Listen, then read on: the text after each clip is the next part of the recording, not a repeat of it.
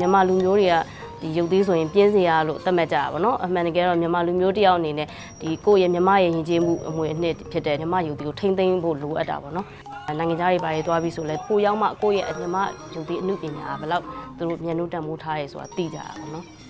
အခုလက်ရှိမြန်မာ Marina Data မှာပေါ့နော် founder နဲ့ managing director ကတော့ဆမကြီးတော်မမနိုင်ရတာဝန်ယူထားပြီးတော့အမကကြတော့ဆမကြီးရဲ့တမီအငယ်ဆုံးအနေနဲ့ manager တယောက်တာဝန်ယူထားပါတယ်ပြီးတော့ရုပ်သေးကတဲ့အထက်မှာလည်းမကိုရန်ကပြပါတယ်အရင်တော့မဖေကကြတော့ရုပ်သေးလဲလုပ်တယ်ရုပ်သေးလဲကပြတဲ့သူပေါ့နော်ဖေကကြတော့ကိုဗစ်ကာလမှာဆုံးပါသွားတဲ့အတွက်အခုရုပ်သေးပပူးစရာတွေပေါ့နော်သူတို့စီပဲတက်တာပေါ့နော်ဝယ်ခြင်းနဲ့အပ်ခြင်းနဲ့ဆိုရင်လည်းဆမကြီး page မှာပဲဆက်သွယ်မိမဲ့မှာယူလို့ရပါတယ်ရုပ်သေးအမျိုးအစားက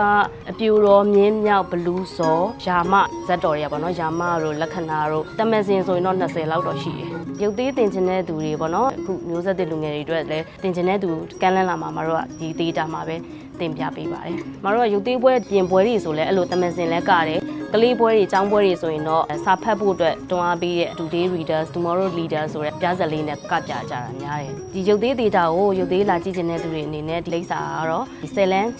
66ကြားမန်လေးတောင်ကြီးနေမှာရှိတဲ့ဒီမြန်မာ Marina Data ဒေါ်မမနိုင်ဆိုင်ပုံမှာလာပြီးတော့ဆက်သွယ်မေးမြန်းနိုင်ပါတယ်ဒီနှစ်ကိုလေး6နှစ်3ကိုဖုန်းနံပါတ်ကိုလည်းဆက်သွယ်ပြီးတော့စုံစမ်းမေးမြန်းလို့ရတယ်လို့ myanmarmarinas@gmail.com email ကိုလည်း email ပို့ပြီး booking လုပ်လို့ရပါတယ်